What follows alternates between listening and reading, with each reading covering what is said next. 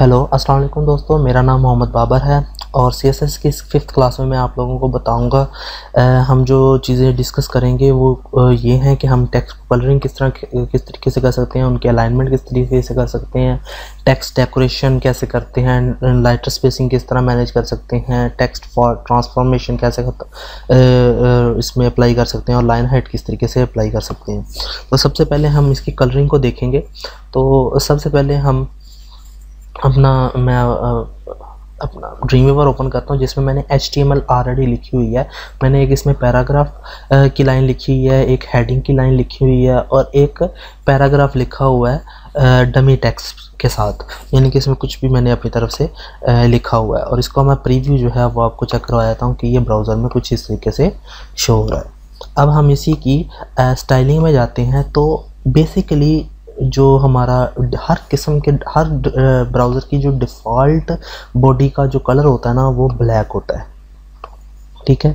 Default जो background का कि टेक्स्ट का कलर जो होता है ना बॉडी का वो ब्लैक होता है। अगर हम बॉडी का ही डिफ़ॉल्ट कलर जो है वो चेंज करते हैं, पहले हमने बैकग्राउंड कलर के बारे में बात की थी, वो उसकी बैकग्राउंड को कलर करता है। अगर आपने उसके टेक्स्ट को कलर करना है तो आप सिंपल कलर लिखकर कॉलन के बाद उस कलर का नाम लिख देंगे।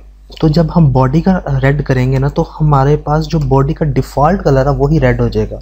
अब हम कुछ भी लिखेंगे तो वो रेड में ही आएगा, चाहे H1 का टैग में कुछ लिखते हैं, P के टैग में कुछ लिखते हैं, div में कुछ लिखते हैं, तो वो सब का सब जो टेक्स्ट है वो हमारे पास रेड कलर में आएगा, क्योंकि हमने बॉडी का डिफ़ॉल्ट कलर जो है वो ही रेड कर दिया है। और अगर मैं बॉडी को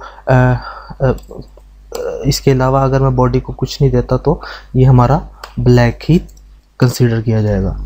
अब आप H1 को सिंपली कलर करना चाहते हैं तो सिंपली आप H1 को लिखेंगे और इसको कैच करने के बाद इसमें कलर रेड कर दिया। तो यहाँ पर आएंगे तो हेडिंग हमारी रेड हो गई।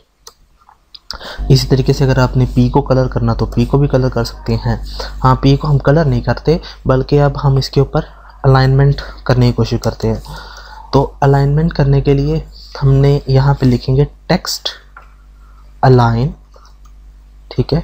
टेक्स्ट अलाइन मैं इसको लिख देता हूँ सेंटर। तो हम इसको सेंटर में भी इसको सेंटर में भी लेके जा सकते हैं। बेसिकली इसने क्या किया कि इसने दोनों P को पकड़ के अलाइन कर दिया सेंटर में। मैं ये चाह रहा हूँ कि फर्स्ट वाला अलाइन हो, सेकंड वाला अलाइन ना हो, तो मैं इसको ID दे देता हूँ फर्स्ट और इसको ID दे देता हूँ सेकंड, ठीक है। और यहाँ पर आगे P के साथ में #फर्स्ट और यहाँ पर आऊँगा, ठीक है। तो सिर्फ ऊपर वाला जो टेक्स्ट है हमारे पास वही सेंटर में गया है। इस तरीके से अगर आप H को भी अप्लाई करना चाहते हैं सेंटर में तो आप यहाँ पर ये एंटर करें, डालें और यहाँ पर टेक्स्ट लाइन सेंटर, ठीक है। तो हमारा हेडिंग भी सेंटर में आ जाएगी। अब इसके अलावा हमारे पास होता है टेक्स्ट डेकोरेशन। अगर आप हेडिंग को अंडरलाइन करना चाहते हैं तो आप वो भी कर सकते हैं। यहाँ पे आप टेक्स्ट डेकोरेशन डालें, यहाँ पे अंडरलाइन कर लें इसको, तो आप हेडिंग को अंडरलाइन कर सकते हैं। अगर आप इस पैरा P सेकंड को अंडरलाइन करना चाहते हैं तो आप वो भी कर सकते हैं, P#second टेक्स्ट डेकोरेशन अंडरलाइन, ठीक है। तो आपका पूरे का पूरा पैराग्राफ जो है वो अंडरलाइन हो जाएगा। फिर टेक्स्ट अलाइन आप जस्टिफाई कर सकते हैं। जस्टिफाई का मतलब ये होता है कि ये देखें कि अभी आपका जो टेक्स्ट है, जो आपका पैराग्राफ है, यहाँ से कुछ अंदर जा रहा है, कुछ बाहर है, कहीं कहीं अंदर बाहर क्लोज हो रहा है। F5 करेंगे तो बिल्कुल अलाइन हो जाएगा, लेफ़्ट से और राइट से आपका जो पैराग्राफ है वो अलाइन हो जाएगा। तो आप इसको जस्टिफाई कर सकते हैं। इसके अलावा आप इसकी लेटर स्पेसिंग को भी कंट्रोल कर सकते हैं। अगर आप हेडिंग की लेटर स्पेसिंग को कंट्रोल करना चाहते हैं कि आप चाहते हैं कि इनके हर लेटर के दरमियान में जो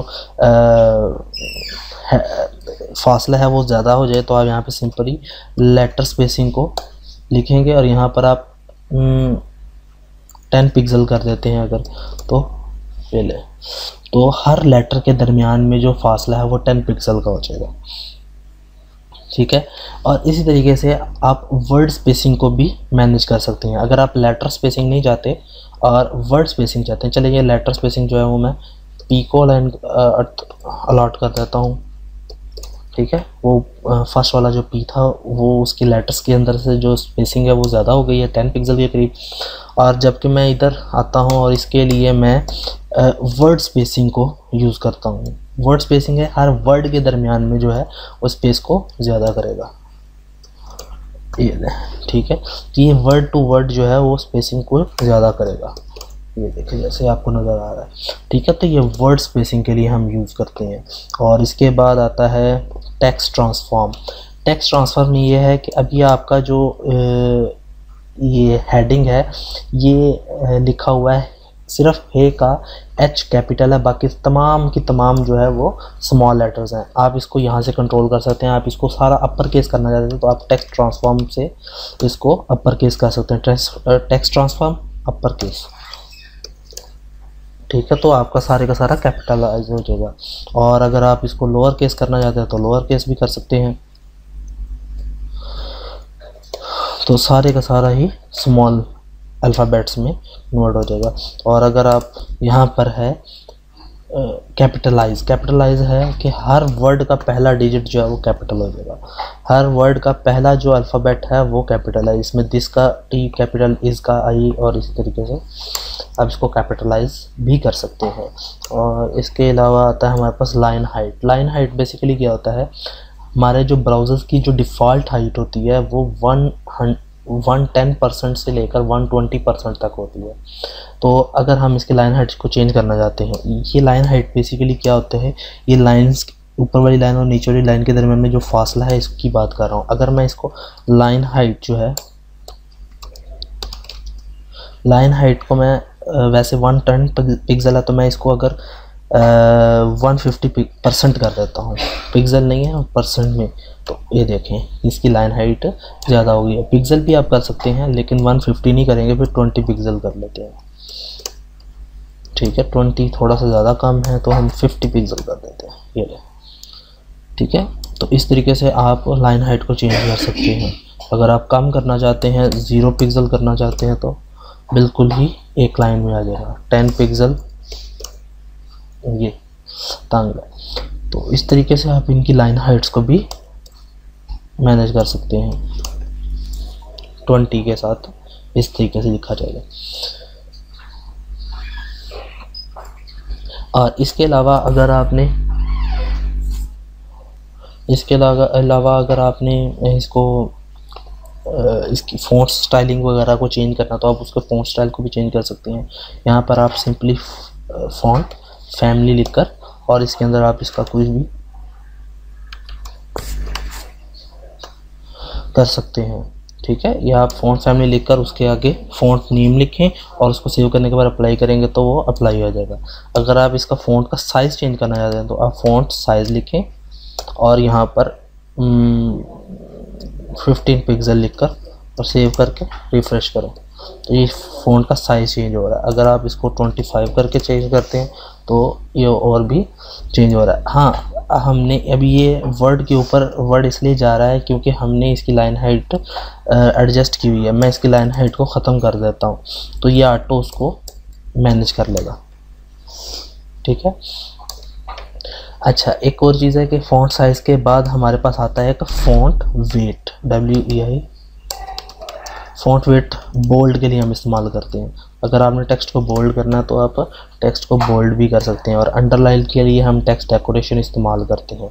और फ़ॉन्ट स्टाइल, टेक्स्ट स्टाइल नहीं, फ़ॉन्ट स्टाइल हम यूज़ करेंगे, उसमें हम इटैलिक को यूज़ कर सकते हैं, ठीक है। तो ये हमारे कुछ टेक्स्ट के हवाले से प्रॉपर्टीज़ थी इनकी CSS की। तो मुझे उम्मीद है कि आप लोगों को समझ आई होगी।